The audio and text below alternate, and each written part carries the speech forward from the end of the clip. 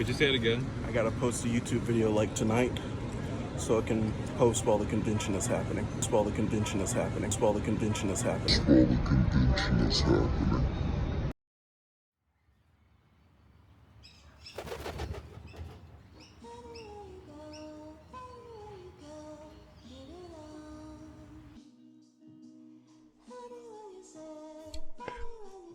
Hello and welcome to Edenwick. I've been away for some time now, but not without reason. I had originally made a video discussing the events of my first convention, but by the time I was ready to post that video, I had already finished another convention. Because of this, I've decided that it's best that I bite the bullet and just combine both conventions into one video, while also, hopefully, not taking too long to do so. In the original video, I had a long, drawn-out backstory about my journey towards getting to my first convention, but I no longer believe that that was necessary. Instead, I'd like to get right to the point. In July of 2024, I did my first convention ever, and sold art prints for the first time ever, while said prints were also the first prints I've ever made. Sad, I know, but that's why I did the conventions in the first place. I'm at a point in my life where I need to set things in motion. My art journey up until now was always about getting good enough to do art as a career, but the reality is I need to actually do art and not just learn to do art. I had no finished stories, no portfolio. Sure, I had some character design stuff, but it didn't reflect what I wanted to do. I was basically starting at zero despite my years of practice. And trust me, it was not easy making a bunch of stuff to sell from scratch. I had no idea what I was doing. And when I applied to Supercon, all I had were a bunch of pencil sketches and a few old images. And luckily, they let me in after a long and slightly stressful wait. I think I waited like a month or two before I got the confirmation that I was in the convention, maybe a bit more. I remember waiting till the last minute before I actually got an email, and before that I was pretty sure I didn't make it in. But even by the time I had gotten the confirmation, I had nothing finished, just a few pencil sketches and a few inks. At the time, I didn't think that was enough. I thought I needed color, renders, and detail. But in the end, I didn't really get any of that. Like I said before, I had no idea what I was doing. Okay, maybe I had a bit of an idea, but at the time, it was my first time using Procreate, my first time using an iPad, and my first time coloring or doing digital work in over a year. A lot of art first time stuff that I had to deal with, as you can see. I was making things up as I went along, using different methods and processes to see what could get work done faster, which ended up in a lot of stuff being rushed as the convention got closer and closer. But for the most part, I'm not too disappointed in how things turned out. As far as art goes, I knew I needed some fan art to get people's attention, but I also didn't want to be a guy that only does fan art. I want to be able to easily transition into my own original work and stories as time moves on. Since I'm starting from zero, I wouldn't really have a wide range of stuff, and there was no way I'd be able to have something for every single fanbase. This made things a bit tough and overwhelming.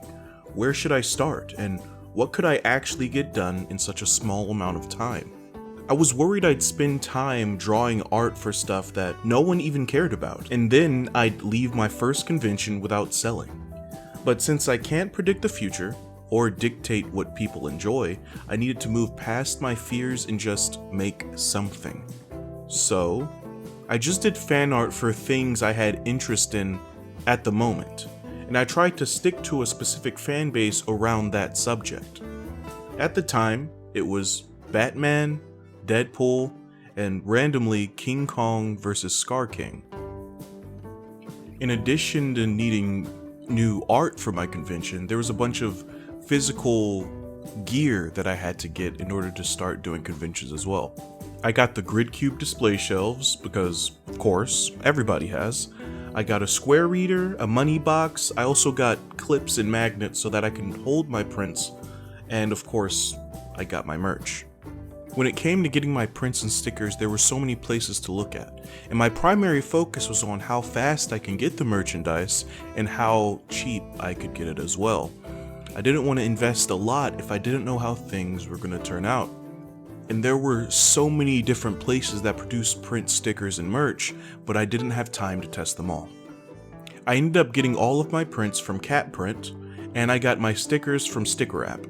I did not use Vogue Race for anything at the time, and don't know what I would get from there yet, but we shall see what the future holds. Now, ordering merch was a difficult part only because of the time it takes to get the merch. It means I needed to have my art done sooner so that it can be ordered with ample time before the convention. And even with me saying that now, most of my stuff actually arrived the day before the convention started, so yeah. Now with my grid cubes, my square reader, the money box I didn't mention, I had the merchandise, the stickers, I had a suitcase to put my stuff in, I had the plastic covers.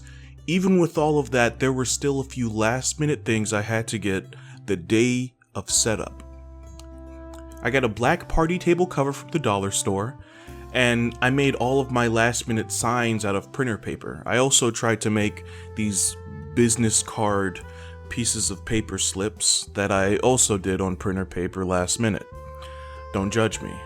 By this time I was broke. I had spent money on all the setup and all the prints and stuff, and trust me, I made the best out of what I had.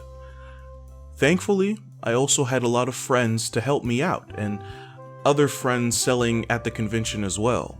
This all made my first event a lot easier to handle. Normally, I should have been nervous or stressed out over something, but really, I don't think I was. Sure, I was rushing to get art done, but I didn't have any anxiety about actually being at the convention. Honestly, I didn't feel much of anything until I had gotten to the table on the day of setting up. Seeing an Edenwick sign on an Artist Alley table was more than enough to fill me with some feel-good energy.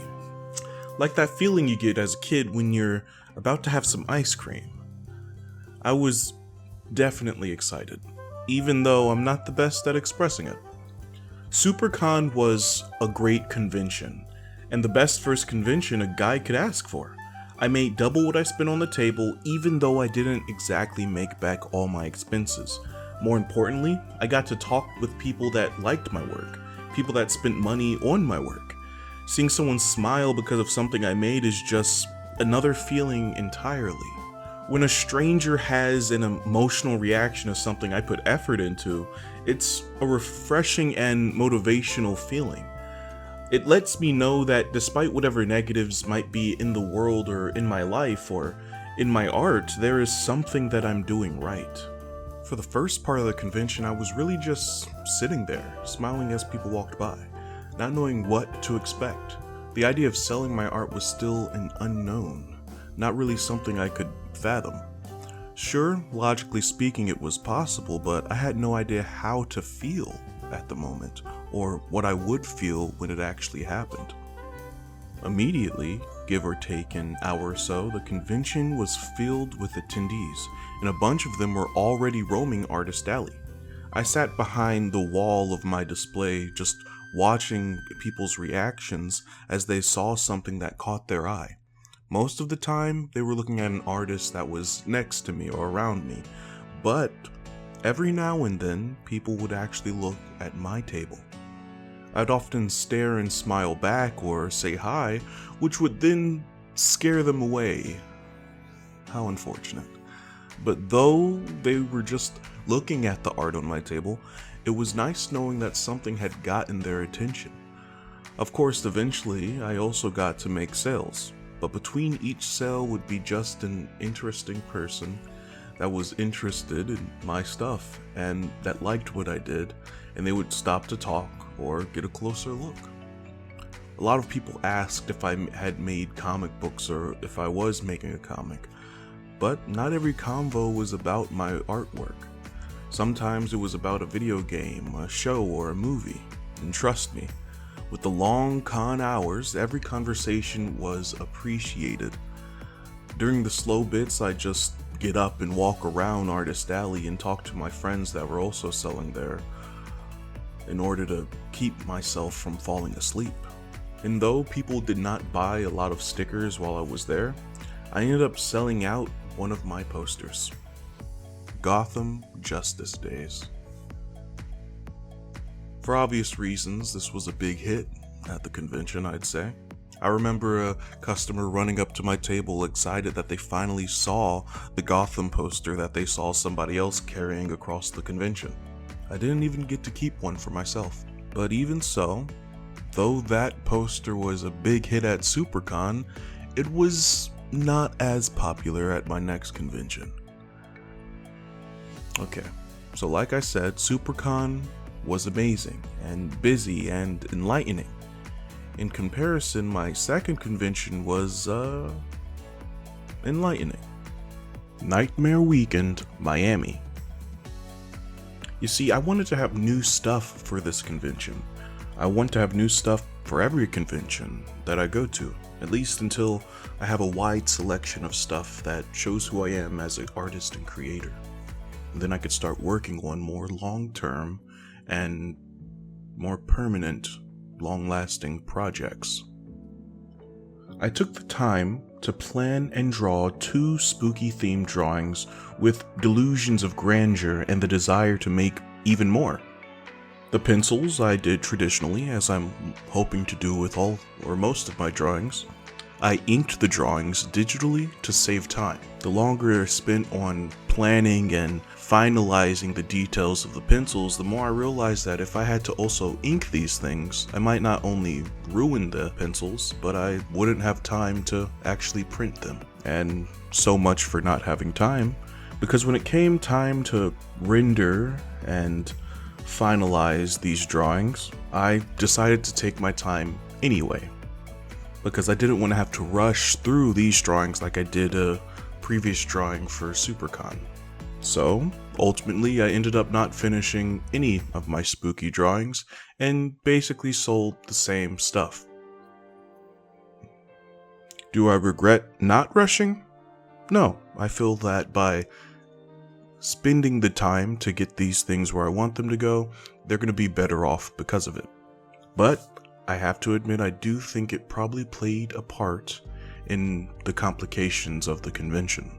But for now, I'm going to take time with all of my drawings. This way, they can all come out the best that I can make them. Eventually, I'll gain speed once I get a better idea of what I'm doing and finalize my process. But for now, I want good work so I don't have to shuffle out my illustrations every single year. I was able to add a few new things to my display though. I got some table runners to help make the table pop a little bit, and I got an actual table cover instead of the dollar store one that I had originally.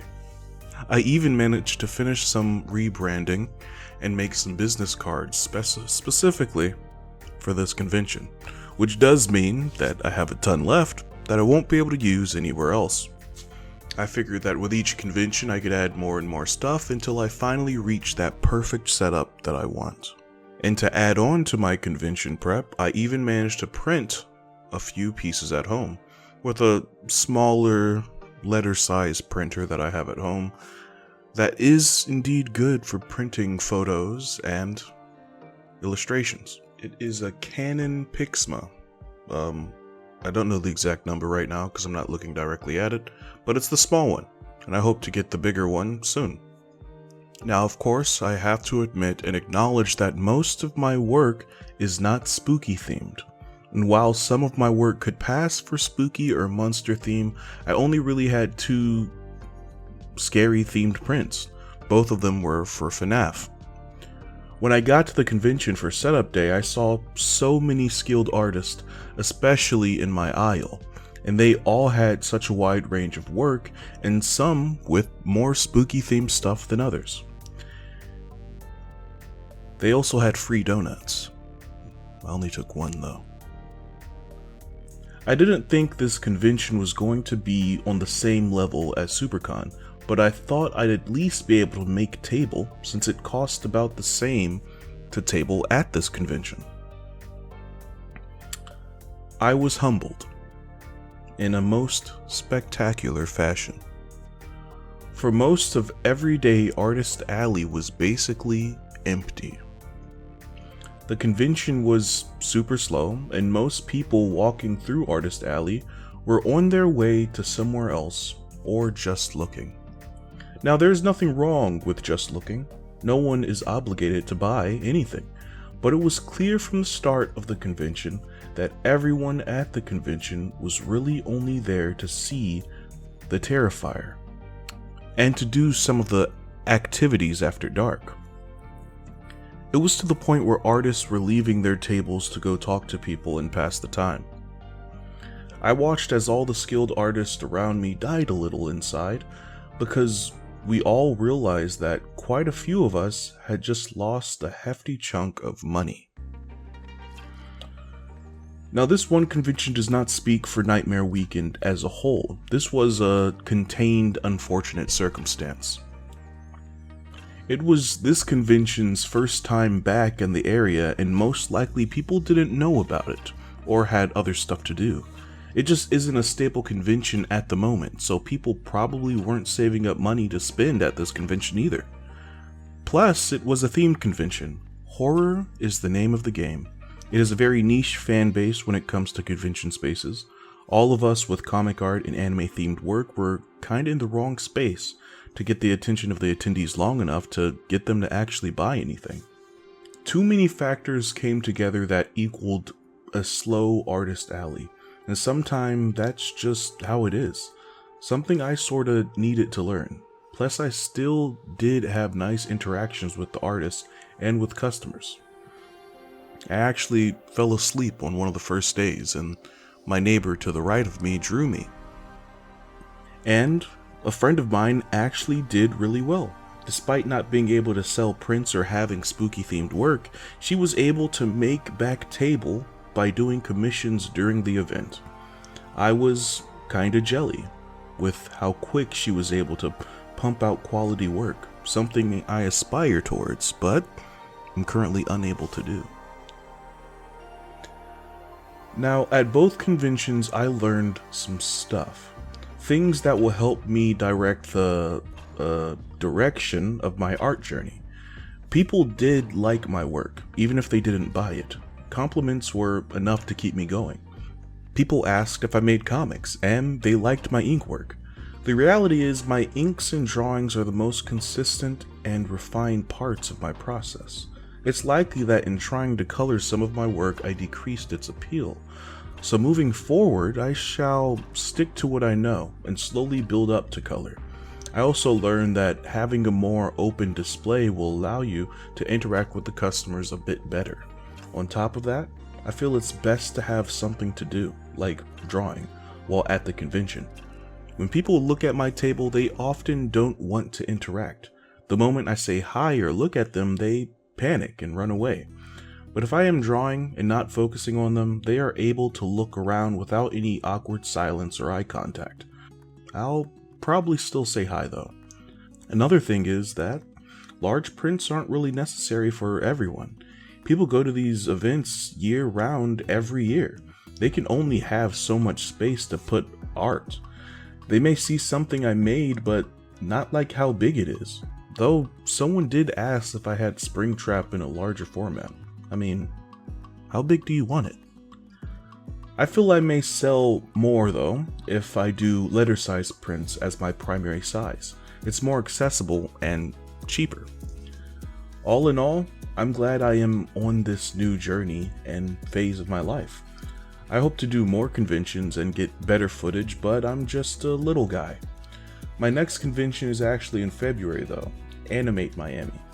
The same people that did Nightmare Weekend. I'm looking forward to it. Hopefully I can have new stuff by then, and most likely fit the theme. But in the meantime, I hope this video was enjoyed by at least one of you out there.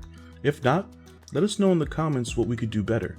And if you know of other ways we can level up our art skills, let us know that as well. Also, while you're down there, I would love it if you would subscribe and hit the bell icon to see what we do next. But until we meet again, I would just like to say, welcome to Edenwick.